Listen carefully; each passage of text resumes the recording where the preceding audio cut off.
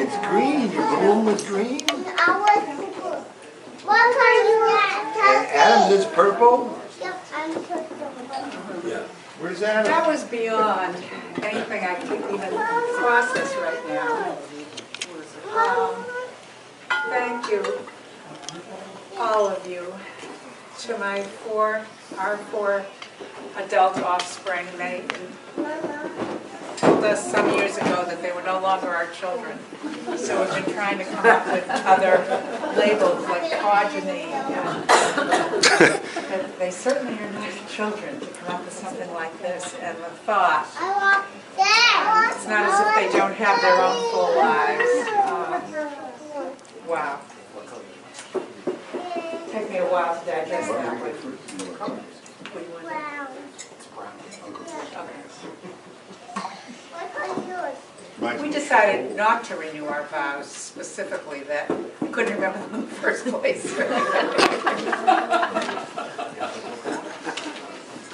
Both of them want.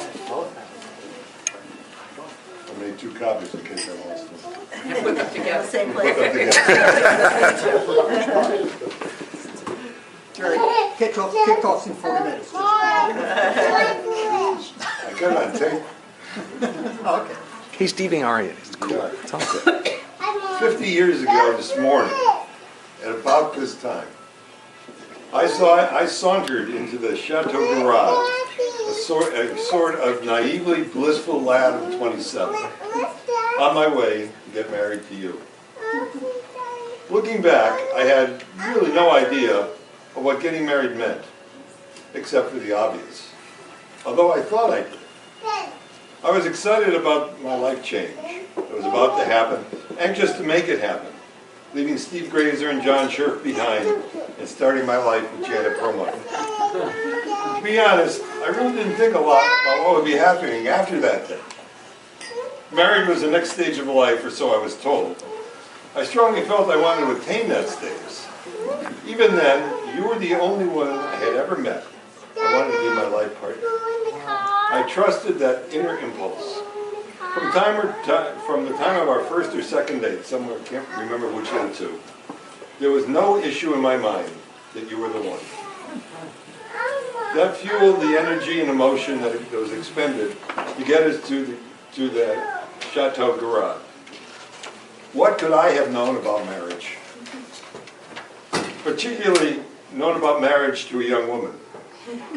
I had 2 brothers, no sisters, a tough mother, belonged to a high school fraternity, lived for 3 years in a college fraternity, 2 others in all-male dorms, spent 5 years as a single man in 5 different living quarters in Boston, sharing space with men.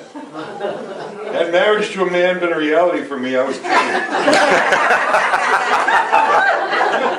The reality, however, was that it wasn't a reality. I strongly wanted to marry you, and you were female. I had no idea of what was ahead for me. And now, after 50 years of additional lifetime, 4 children, 7 grandchildren, where are we? And I don't mean 11 Blake Road. I am so lucky to have had you as my partner for 50 years in this marriage in a myriad of ways. You are the female of my life, my better half. I have learned from you vastly beyond what that blissful, naive lad could possibly have guessed existed. You are my teacher, my partner, my love. You have taught me there are so many facets to life. You have showed me how to appreciate them for what they are and how to interpret them and make them part of our beings. Our partnership gets better over time. We have learned to laugh together, be one together, and to enjoy our world together. That was our initial promise to each other. We have experienced life in a way that has made our marriage stronger and vibrant. We have so many cherished good things come our way. We've had the health and vigor to enjoy them together. The not-so-good things have, in reality, only been experiences we faced together that strengthen our love for each other. What the future holds now, we know we can handle together and be there for each other. I know this. I love you very, very much. I cannot imagine anyone else guiding me through 50 years as my soulmate, partner, teacher, and best friend.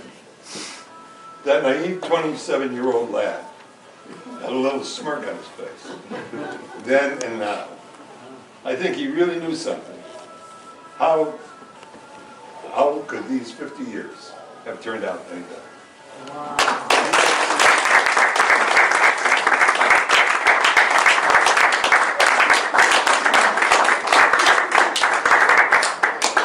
You stole my words, I should have gone first. Only mine are longer, of course. Many of you know that I have been reflecting on the importance of telling people you love what they mean to you. I wrote letters to each of my children on their most recent birthday and wrote a recent note to Jerry on our last anniversary. This past Thanksgiving, each adult couple was assigned another couple to address at the table to tell what they found particularly admirable about them. So far, all of this has happened within the privacy of our family and comes out of my belief that there is far too little sharing of personal appreciation that goes on in everyday life. Instead, we sit through very touching eulogies that are delivered about the deceased, who, in all too many cases, never knew the details of how their loved ones felt. So this is a slight variation on this theme, an attempt to look back at what I think I expected from you some 50 years ago and where I think we are today. I was barely 22 years old, and you were a very old 27. I had my first job out of college, my first used car, and very little, if any, experience of being an adult. You were grounded, experienced, and had already worked, been laid off, a term I had never heard, had lived in an apartment, paid rent, and knew how to cook a few things. To put it bluntly, I was terrified of the unknown, yet on some level confident that you would gently lead me through to some grown-up place where I would find myself. There was a unique quirkiness about you that I loved, totally different from anyone I had ever met. You could play football on Sunday mornings, then go home and make Jell-O. You had a passion for sports and symphony. Little did I know how important fitness would become, a good thing for both of us, or that football would become my nemesis. But what I did know was that you had a steadiness about you, and were not moody. So here we are, 50 years to the day from those wedding vows, appreciating and loving you more than I ever thought possible. You've taught me so much about love and life. You're my love, my rock, my planet, my compass, my cheery morning wake-up call, my grocery shopper who makes sure I have toilet paper, bananas, and cereal. You're my memory, the finder of my black book in the butter dish of the garage refrigerator, my kitchen cleaner-upper except the sweep. You're my partner, my co-planner, adorer of our children, their spouses, and our grandchildren. I am beyond fortunate to have had you as my husband for 50 years, beside me in all I attempt, always supporting me even if it means more effort for you. You've nursed me, cajoled me, listened to me, helped me correct my course when I've asked, and been there for me in every way you know how. You're one of the least critical people I know. I have tried to be there for you, but haven't always succeeded. As we know, it's a constant updating and learning curve. In fact, I believe that a long-term marriage is a tower of many renegotiated marriages. At this time, I want you to know that you married one very skeptical, scared 22-year-old who couldn't foresee what a wholesome, fulfilling partnership we would forge. I predicted your emotional stability and grounding, but I couldn't trust my own. Now here we are, 50 years later, secure in a love rich in trust and devotion, no matter what the future holds. We're surrounded by the best family in the world whom we raised together, and who I trust will continue to enjoy each other's company in the years ahead. I love you as I never thought I would, and always will. Life without you is unimaginable.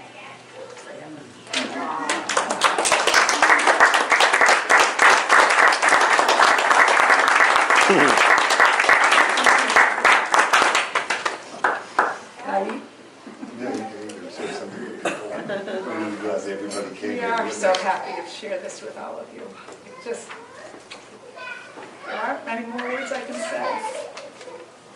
Thank you for very much. So, enjoy and sign there if you haven't, and enjoy people at other tables whom you haven't had a chance to be with. And I hope you all hit 50. Thank you.